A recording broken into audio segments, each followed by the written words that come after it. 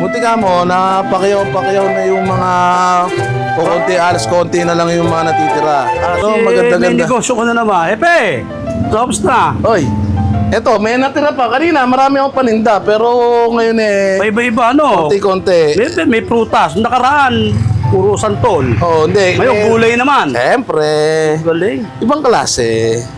Kahit pa paano, maka-survive lang sa mga panggastos. Gusto mo, pakiyawin gulay yan. Bah, mas better sa akin yan. Mas Okay. maganda. Sige, i-plastic mo na at mabayaran na yan. better Iwan mo na lang to. Iwan mo na lang yung santol dahil hindi ko naman... Hindi, okay lang yan. bet ano bang lulutuin mo?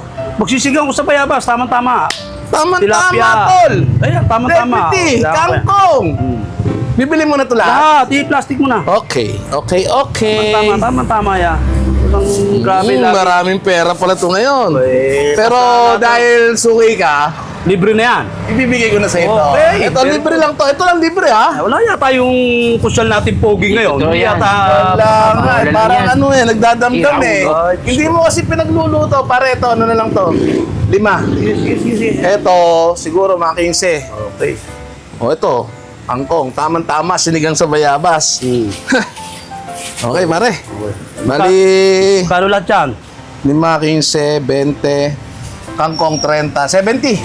Okay. Tama-tama. Sinigang sa bayabas. Kakain ka naman eh. Oo nga. Kakain ka naman eh. Oo nga. Utangin ko muna. Kakain ka naman ulit. Ha? Utangin ko muna to. Wala na.